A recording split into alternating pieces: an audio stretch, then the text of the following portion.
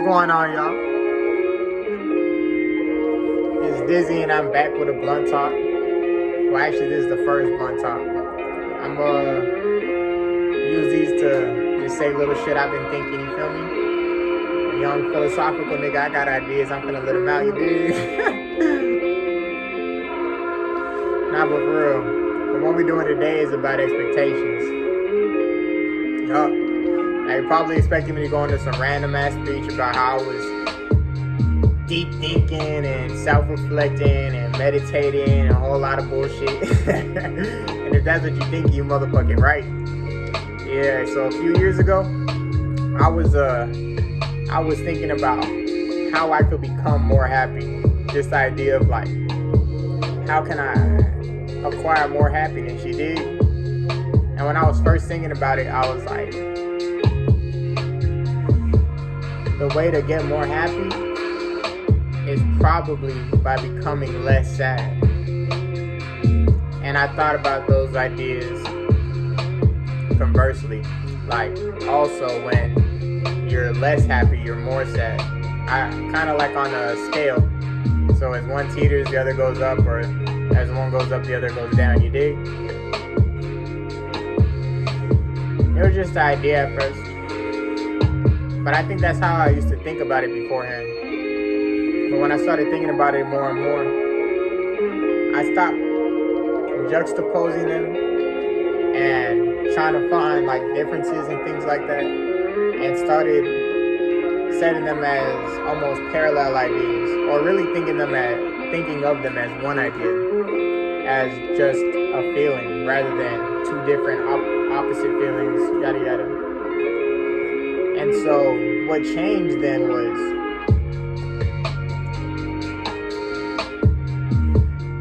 now when I think of them as just a feeling, it made me realize that there's times when we're more emotional and there's other times when we're less emotional. And so when we're more emotional, we're more likely to be more happy and more likely to be more sad. And when we're less emotional, we're less likely to be happy and less likely to be sad. Right? And so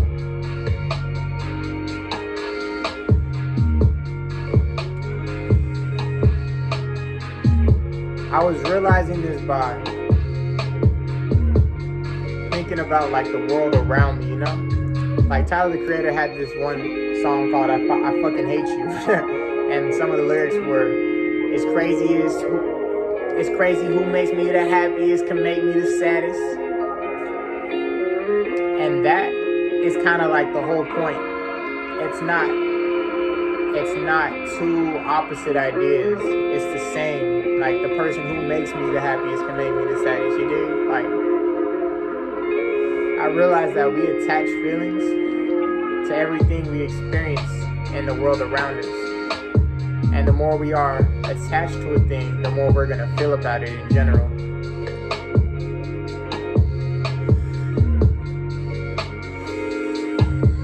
So like, let's say there's two girls, right? Girl A and girl B. And girl A, we're very attached to. You know what I'm saying? I might even say I love her. It's like... And girl B, there's not much attachment, if any. You feel me? So I'm way more attached to girl A than girl B. Let's say both of these girls went out of their way and brought your boy a sweater. You know what I'm saying? Same nice, cool Nike sweater, same basic ass shit. You know what I'm saying? I'm more likely to be happier when I receive the gift from girl A than I am girl B, because there's a stronger attachment to girl A. And conversely, let's say both of these girls leave me, like up out the blue, out of nowhere. I'm like, oh no. I'm much more likely to be uncomfortable with girl A leaving rather than girl B, because there's, again, that attachment. That attachment is like an emotional investment. You feel me? Save big on Michelin tires at Midas. Get up to $120 Oh, hell no. back with paid installation of 4 Select tires. I did not sign up for an ad, my boy. Tailgating or any other ing this fall. Dove is the #1 bar dermatologists use at home. It not only cleans, but it leaves my skin hydrated. It is gentle, it is moisturizing. As a dermatologist, I want what's best for our skin. With 1/4 moisturizing cream, Dove is the #1 bar dermatologists use at home. Now that we're back from that unpaid advertisement. Or was oh yeah, so I was saying girl A, we're more attached to her, so we're more likely to feel something because of her, more happy or sad, regardless, depending on the situation.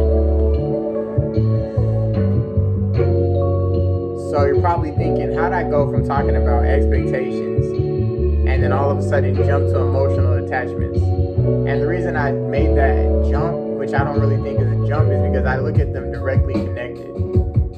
You feel me? I believe that we become emotionally attached to our expectations, which is a very powerful but potential this one got me, nigga. It's very powerful but potentially dangerous. I say powerful because our expectations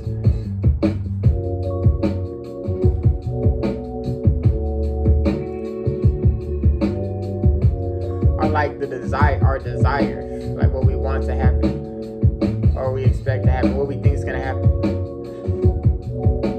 And manifestation is just thinking something into existence, making it happen. And so the more we expect something, the more likely it is to happen. So that's why it's powerful, because our expectations directly lead to our manifestations, you feel me? But that's also the very same reason why it's very dangerous, because if you're always expecting something possibly bad to happen, then you're in more danger, literally, because you're expecting that, right? You're manifesting that.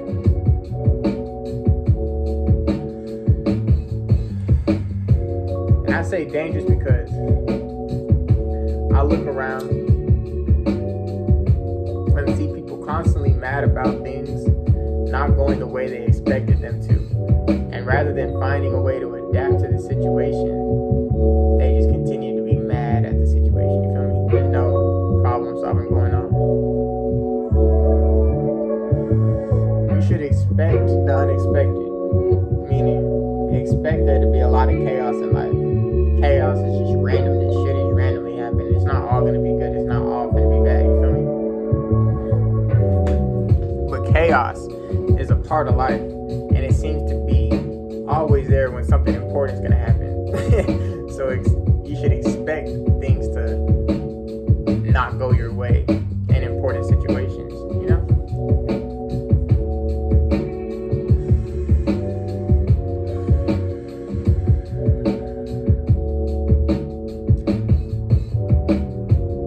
Expecting there not to be anything bad in life and expecting everything to be super cool, easy, smooth sailing, it's kind of like setting yourself up for failure at this point. And if not failure, then disappointment. You know what I'm saying? And I'm not saying I'm a pessimist and you should be one too. I'm saying that we should consider all possible outcomes and not only the best ones. Otherwise, we won't expect things to go left.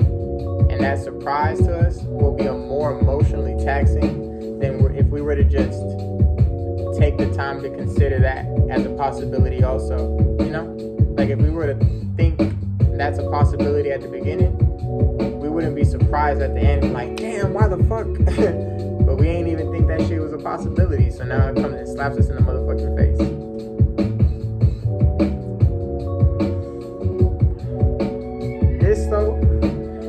This is where it ties into a deeper rabbit hole.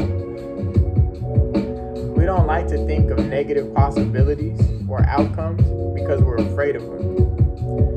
We're afraid of negativity in general, so much so that we run from it at all costs, trying to avoid it. But what if negativity isn't really a bad thing? I mean, we do grow through harsh experiences. Like they say, what doesn't kill you makes you stronger. And on top of that, life is a huge shit test in the first place that seems like we're supposed to persevere through for a lifetime. And I'm basically saying all of this to say, when we expect life to be all peaches and cream, then reality eventually dawns down and brings us back to earth, especially if our heads are up in the clouds. So we might as well save ourselves the disappointment and the crash landing and stop expecting everything to go our way. And understand most things probably won't go our way. But that's a good thing because that's how we grow day to day, year to year. You dig?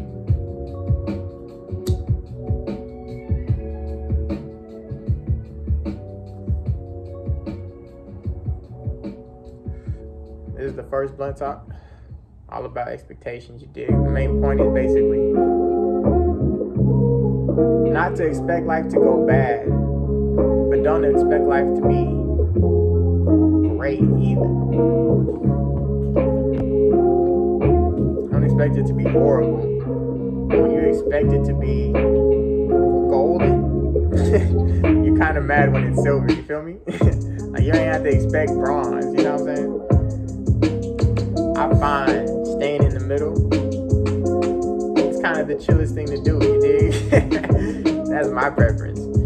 I also like experiencing the highs and lows. That's what it's all about. But why put yourself on a constant roller coaster? You know what I'm saying? When you can, if you can foresee it and plan ahead and choose not to do the extra shit, you know what I'm saying? All the time, you know? It's like, at least if you know you have a choice. Otherwise, niggas just stuck on a roller coaster. Like now I can hop on and off, and it might be a little hard hopping off or whatever the fuck. But at least I'm aware and I know. But if niggas don't know, then they're just kind of stuck on that bullshit. You know? That's the topic for the day, you dig? And join me back on the next freestyle or blunt talk, either or. You know what I'm saying? I'm a philosophical rap nigga, so you gonna come at me for both of them motherfuckers. I'll catch y'all on the next one.